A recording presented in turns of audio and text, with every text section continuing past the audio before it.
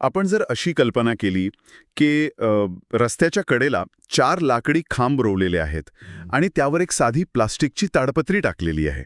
कसं आहे, त्याला विटांच्या भिंती नाहीत, सिमेंटचं पक्कं छत नाही, अगदी साधं दारही नाहीये. आणि दुसरीकडे त्याच रस्त्याच्या पलीकडे एक भली मोठी कोट्यावधी रुपये खर्च करून बांधलेली पण सध्या पूर्णपणे रिकामी असलेली काचेची इमारत उभी आहे. आता जर कोणी विचारलं की यापैकी इमारत कोणती, तर एखादा इंजिनियर किंवा आर्किटेक्ट हसून म्हणेल की ती काचेची वास्तू हीच इमारत आहे. साहजिकच आहे. हो ना. आणि तो ताडपत्रीचा निवारा म्हणजे केवळ एक अतिक्रमण आहे.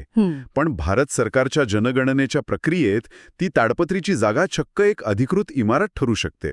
आणि ती काचेची गगनचुंबी वास्तू कदाचित नकाशावर नोंदवली जाणार नाही. हा जो विरोधाभास आहे ना, तो ऐकायला जेवढा विचित्र वाटतो तेवढाच तो एका अत्यंत अचूक आणि म्हणायला गेलं तर मानवी अशा शास्त्राचा पाया आहे.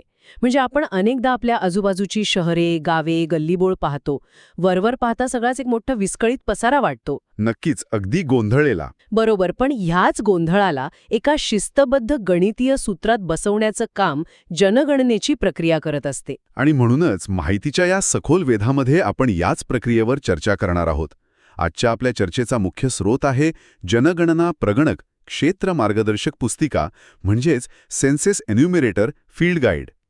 या पुस्तिकेत इमारती आणि गणनाघरांना क्रमांक देण्याची जी शास्त्रशुद्ध पद्धत मांडली आहे ती खऱ्या अर्थाने एका अवाढव्य देशाच्या लोकसंख्येला नकाशावर कसं शोधायचं याचे एक मॅन्युअलच आहे.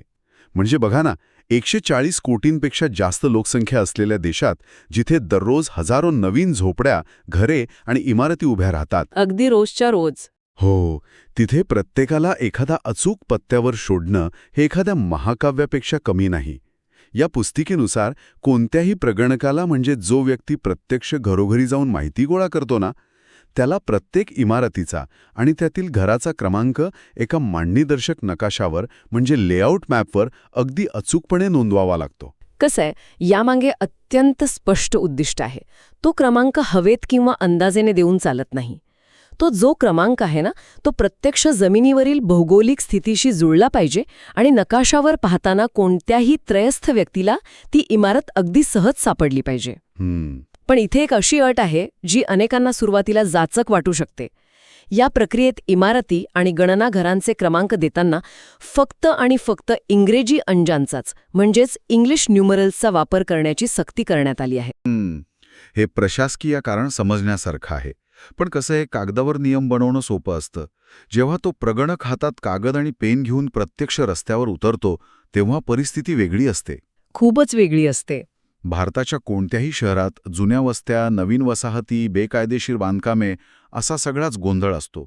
नगरपालिकेचे जुने क्रमांक अनेकदा तिथे आधीच अस्तित्वात असतात. मग प्रगणक त्या जुन्या क्रमांकांचं काय करतो? तो काय सगळे जुने क्रमांक खोडून नवीन लिहितो की काय? नाही. इथे प्रगणकाला अत्यंत व्यावहारिक दृष्टिकोन स्वीकारावा लागतो. पुस्तिकेतील मार्गदर्शक तत्वांनुसार जेव्हा तो रस्त्यावर जातो तेव्हा त्याला प्रामुख्याने 3 परिस्थितींना सामोरे जावे लागते. पहिली आणि सर्वात सोपी परिस्थिती म्हणजे जिथे नगरपालिकेने किंवा स्थानिक प्राधिकरणाने आधीच अत्यंत सुव्यवस्थित क्रमांक दिले आहेत. म्हणजे सोसायट्यांमध्ये असतात तसे? हो, समजा एखाद्या वसाहतीत इमारतींना A101, A102 असे मालिकाबद्ध क्रमांक असतील तर प्रगणक त्यात कोणताही बदल करत नाही. तो तेच क्रमांक जनगणनेसाठी स्वीकारतो. जे आधीच व्यवस्थित आहे ते विनाकारण मोडायचं नाही. पण अशा सुव्यवस्थित वसाहती खूप कमी असतात. अनेकदा आपण पाहतो की एखाद्या गल्लीत एका घराला क्रमांक असतो, पुढच्या 3 घरांना नसतो आणि पुन्हा 5व्या घराला कुठला तरी भलताच जुना क्रमांक असतो. हो, हे तर नेहमीच आहे. मग अशा अपूर्ण आणि विस्कळीत परिस्थितीत प्रगणक काय करतो? हीच दुसरी आणि सर्वात सामान्य परिस्थिती आहे.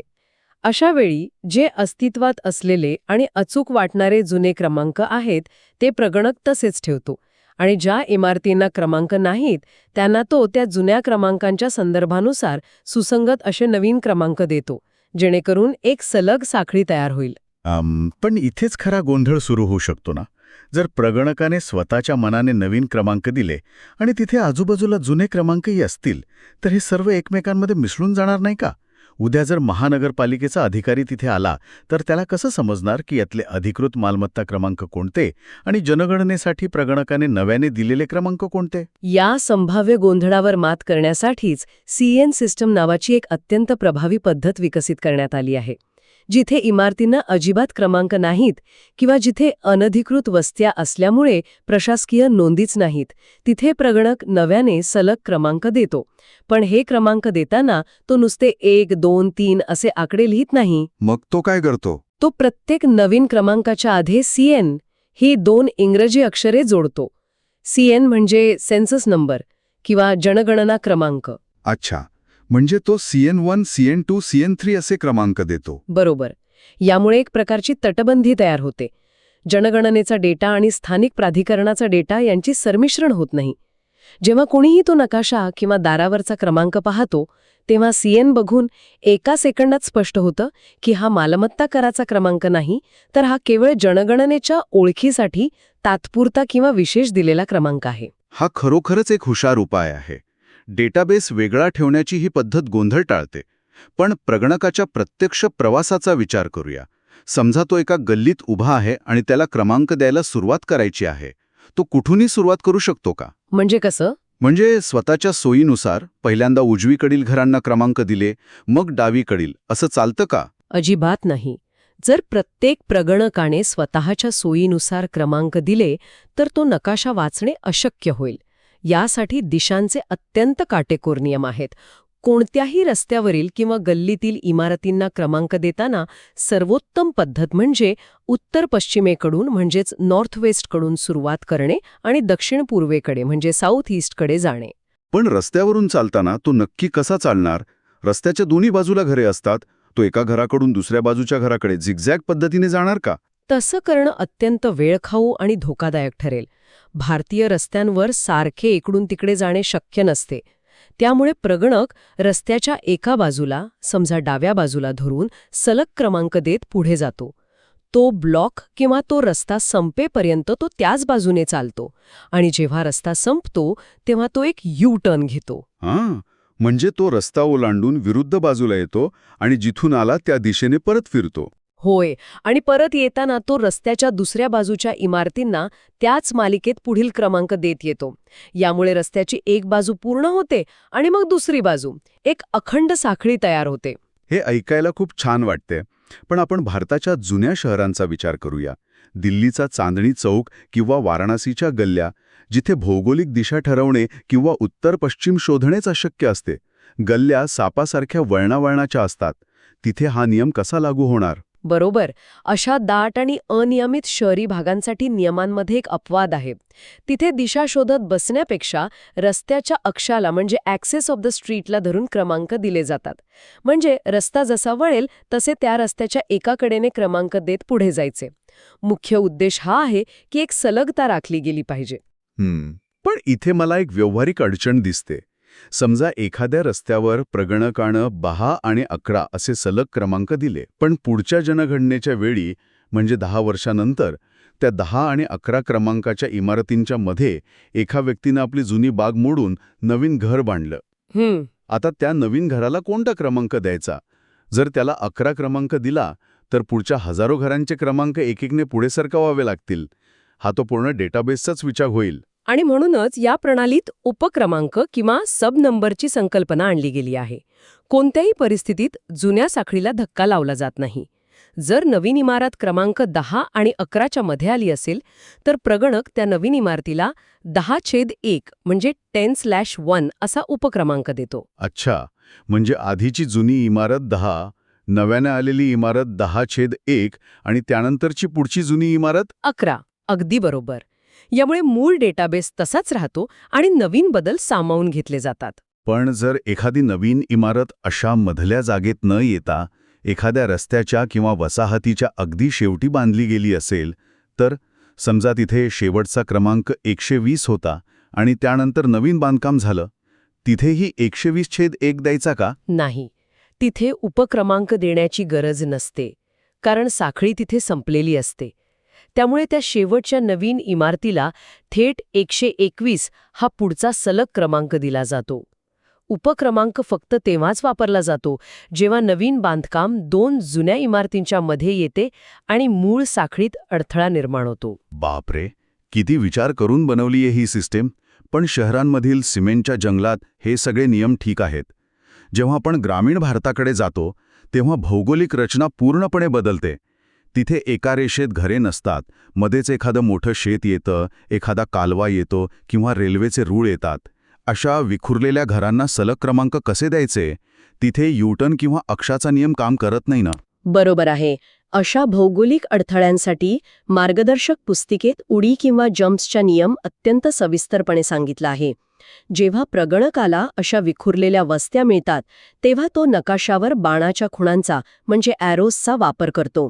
समजा एका बाजूला काही घरे आहेत आणि पुढची घरे कालव्याच्या पलीकडे आहेत, तर प्रगणक मांडणीदर्शक नकाशावर कालवा ओलांडून पुढच्या घराकडे जाणारा एक स्पष्ट बाण काढतो. म्हणजे हा बाण नकाशा वाचणाऱ्याला सांगतो की इथे साखळी तुटलेली नाही, तर तिने एक भौगोलिक उडी घेतली आहे. होय, या बाणांमुळे विखुरलेल्या इमारतींची दिशा आणि क्रमांकांचा प्रवास स्पष्टपणे समजतो. आता आपण इमारत शोधल्या आणि त्यांना क्रमांक कसे द्यायचे हे समजून घेतले. पण इथेच मला माझ्या सुरुवातीच्या प्रश्नाकडे यायचंय. जनगणनेच्या दृष्टीने इमारत म्हणजे नक्की काय? शहरात अनेकदा बांधकाम अपूर्ण असतं. केवळ विटांच्या भिंती उभ्या असतात पण छत नसतं. त्याला इमारत मानायचं का? नियमानुसार इमारत मानण्यासाठी एक अत्यंत स्पष्ट निकष आहे. जर एखाद्या बांधकामाचं छप्पर पूर्ण झालं असेल तरच तिला इमारत मानून सलग क्रमांक दिला जातो. जर फक्त भिंती असतील आणि छत नसेल तर तिला इमारत मानलं जात नाही आणि क्रमांकही दिला जात नाही. ठीक आहे, पण मग अशा परिस्थितीचा विचार करा जिथे भिंतीच नाहीत. एखाद्या महामार्गावर किंवा उड्डाणपुलाखाली फक्त काही लाकडी खांब उभे आहेत, त्यावर एक प्लास्टिकची ताडपत्री टाकलेली आहे आणि जमिनीवर थोडं बांधकाम आहे. न भिंती न पक्क छत. मग त्याला इमारत मानायचं का? हा प्रश्न वरवर पाहता बांधकामाशी संबंधित वाटतो, पण कसं आहे, जनगणनेचं खरं मर्म इथेच दडलेलं आहे. नियम असं सांगतो की जर अशा ताडपत्रीच्या छपराखाली किंवा एखाद्या पुलाखालच्या जागेत लोक रात्री झोपण्यासाठी वापर करत असतील, तिथे त्यांचा वावर असेल, तर त्या रचनेला इमारत मानून क्रमांक देणे बंधनकारक आहे. बापरे, हे अत्यंत आश्चर्यकारक आहे. म्हणजे एका बाजूला बांधकाम पूर्ण झालेलं पण कुणीही राहत नसलेलं पक्क घर इमारत ठरू शकतं, पण दुसरीकडे फक्त एक ताडपत्री असलेली जागा जिथे माणूस झोपतो ती सुद्धा इमारत ठरते. कारण जनगणनेचा मुख्य उद्देश विटा आणि सिमेंट मोजणे हा नाहीच आहे. जनगणनेचा उद्देश माणूस शोधणे हा आहे. माणसाचा अधिवास कुठे आहे हे शोधणे महत्वाचे आहे. जर एखादं महामार्गावरील चहाचं दुकान दिवसा चालत असेल पण रात्री तिथे कोणीही झोपत नसेल तर त्याला इमारत मानलं जात नाही. पण जर तो टपरीवाला तिथेच रात्री झोपत असेल तर ती टपरी एक इमारत म्हणून नोंदवली जाते. हा नियम प्रशासकीय कोरडेपणा बाजूला ठेवून एका अत्यंत संवेदनशील वास्तवाची नोंद घेतो. माणसाच्या अस्तित्वाची ती खऱ्या अर्थाने नोंद आहे. आता या माणसांना शोधल्यानंतर पुढचा टप्पा येतो कुटुंबांचा. एका इमारतीत फक्त एकच कुटुंब असेल असं नाही. एखाद्या मोठ्या बहुमजली टॉवरमध्ये शेकडो फ्लॅट्स असू शकतात. म्हणजे एक इमारत आणि त्यात अनेक घरे. याला कसं मोजलं जातं? इथे प्रगणकाला इमारत म्हणजे बिल्डिंग आणि गणनाघर म्हणजे सेन्सस हाऊस यातील फरक समजून घ्यावा लागतो. एक इमारत म्हणजे एक संपूर्ण रचना, पण त्या इमारतीत जितकी वेगळी कुटुंबे राहतात, ज्यांच्या चुली वेगळ्या आहेत किंवा ज्यांना स्वतंत्र प्रवेशद्वार आहे, त्या प्रत्येकाला एक वेगळं गणनाघर मानलं जातं. म्हणजे जर A101 या एका इमारतीत 2 वेगळी कुटुंबे राहत असतील तर ती 2 गणना घरे झाली. पण एकाच वेळी इमारतीचे क्रमांक आणि आतल्या घरांचे वेगवेगळे क्रमांक लक्षात ठेवणे हे एका माणसासाठी खूप जिकरीचं काम आहे. पूर्वी हे कागदावर करताना किती चुका होत असतील याची कल्पनाही करवत नाही. पूर्वी हे काम कागदावर करणे खरोखरच एक दुःस्वप्न होतं. नोंदी हरवणे, एकाच क्रमांकाची दोनदा नोंद होणे, अशा अनेक चुका व्हायच्या. पण आता हे चित्र पूर्णपणे बदललं आहे. आता तंत्रज्ञान या प्रक्रियेचा कणा बनला आहे. प्रगणकाकडे आता HLO मोबाईल ॲप म्हणजे house listing and housing census app असतं. हे ॲप नेमकं कसं काम करतं? हे मानवी चुका कशा टाळतं? प्रगणकाला आता गणना घरांचे क्रमांक स्वतः हाताने देण्याची गरज नसते. तो फक्त ॲपमध्ये नोंदवतो की तो अमुक एका इमारतीत उभा आहे आणि तिथे 2 कुटुंबे आहेत. हे ॲप प्रत्येक गणना घराला स्वयंचलित वाढीव क्रमांक म्हणजे ऑटो जनरेटेड सिरियल नंबर देतं. म्हणजे प्रगणकाने फक्त इमारतीचा तपशील भरायचा, ॲप आतल्या घरांना आपोआप 0001 0002 असे क्रमांक देत जातं. अरे वा.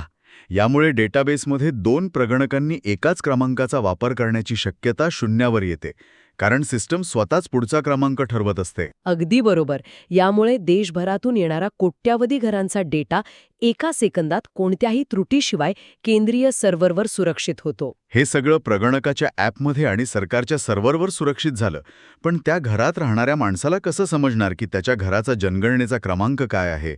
भविष्यात जर काही पडताळणी झाली तर त्याची नोंद दारावर कशी असते? यासाठी प्रगणकाला त्या घराच्या मुख्य दरवाज्यावर टिकाऊ मार्करने एका अत्यंत विशिष्ट सूत्रात म्हणजे फॉर्म्युला वापरून नोंद करावी लागते. हे लिहिण्याची पद्धत अतिशय स्पष्ट आहे. पहिल्यांदा चौकोटी कंसात म्हणजे स्क्वेअर ब्रॅकेट्समध्ये इमारतीचा क्रमांक लिहिला जातो आणि त्याच्या शेजारी गोल कंसात म्हणजे राऊंड ब्रॅकेट्समध्ये त्या इमारतीत असलेल्या एकूण गणना घरांची संख्या लिहिली जाते. हे थोडं तांत्रिक वाटतंय. आपण एक प्रत्यक्ष उदाहरण घेऊन हे समजून घेऊया, जेणेकरून आत्तापर्यंत आपण जे काही नियम पाहिले, उपक्रमांक, ॲपचे स्वयंचलित क्रमांक आणि हे सूत्र, हे सर्व एकत्र कसं काम करतात हे स्पष्ट होईल. नक्कीच. समजा एका प्रगणकाने काल त्याचं काम थांबवलं तेव्हा त्याच्या ॲपमधील शेवटच्या गणना घराचा स्वयंचलित क्रमांक 0153 असा होता. आज तो पुन्हा कामाला लागतो. चालत असताना त्याला जुने इमारत क्रमांक 10 आणि 11 यांच्यामध्ये एक नवीन इमारत दिसते. तो आत जातो आणि पाहतो की तिथे 2 वेगळी कुटुंबे राहतात. म्हणजे तिथे 2 गणना घरे आहेत. आता तो काय करेल?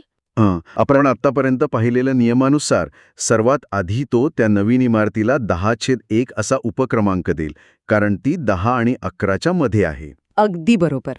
ही झाली पहिली पायरी. दुसरी पायरी म्हणजे तो त्याच्या HLO ॲपमध्ये नोंद करेल की इमारत क्रमांक 10/1 मध्ये एकूण 2 गणना घरे आहेत. आता ॲपचं काम सुरू होईल. कालचा शेवटचा घर क्रमांक 0153 होता. त्यामुळे ॲप या 2 नवीन घरांना आपोआप पुढचे क्रमांक देईल, जे असतील 0154 आणि 0155. आणि सर्वात शेवटची पायरी म्हणजे तो प्रगणक त्या घराच्या मुख्य दरवाजावर मार्करने लिहिणार. होय. आणि तो दरवाज्यावर जे सूत्र लिहेल ते असं असेल, चौकटी कंसात 10/1 आणि शेजारी गोल कंसात 2. हे पाहता क्षणी कोणत्याही व्यक्तीला समजेल की या इमारतीचा क्रमांक 10/1 आहे आणि यात एकूण 2 गणना घरे आहेत. बापरे, अत्यंत गुंतागुंतीच्या परिस्थितीला किती सोप्या आणि अचूक प्रक्रियेत बसवले हे या उदाहरणातून खऱ्या अर्थाने स्पष्ट होते. आपण रोज आपल्या घराच्या दारावर, गल्लीतील बिल्डिंगवर हे रंगवलेले क्रमांक पाहतो आणि दुर्लक्ष करतो. पण त्यामागे एक यू-टर्न घेणारा प्रगणक, नकाशावरून उड्या मारणारे बाण आणि सर्वात महत्त्वाचं म्हणजे रात्री झोपणाऱ्या माणसाला शोधून त्याचं अस्तित्व नोंदवणारा एक अत्यंत संवेदनक्षम नियम दडलेला असतो, याची जाणीव आजच्या या चर्चेतून होतीये. नक्कीच. हे केवळ आकडे नाहीयेत, तर ते या देशाच्या लोकसंख्येचा, त्यांच्या राहणीमानाचा आणि त्यांच्या अस्तित्वाचा पहिला अधिकृत पुरावा आहेत. या अचूकतेवरच देशाचं पुढील नियोजन अवलंबून असतं. खरे. आणि जेव्हा आपण या भौतिक जगातील विटा, सिमेंट आणि ताडपत्रीच्या घरांना नकाशावर शोधण्याच्या या शास्त्राचा विचार करतो, तेव्हा एक अत्यंत रंजक विचार मनात येतो. तंत्रज्ञान ज्या वेगाने पुढे जात आहे ते पाहता भविष्यात माणसाचं अस्तित्व या भौतिक जगापेक्षा डिजिटल स्पेस किंवा मेटावर्समध्ये अधिक काळ असेल. लोकांकडे डिजिटल मालमत्ता असतील, त्यांचे आभासी जगातील पत्ते असतील. अशावेळी भविष्यातील जनगणनेचे प्रगणक माणसाचे ते डिजिटल पत्ते कसे मोजतील?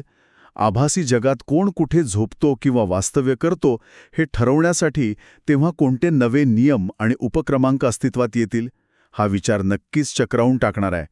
माहितीच्या या सखोल वेधामध्ये इतकाच वेळ होता. पुन्हा भेटूया अशाच एका नव्या आणि रंजक विषयाच्या शोधात.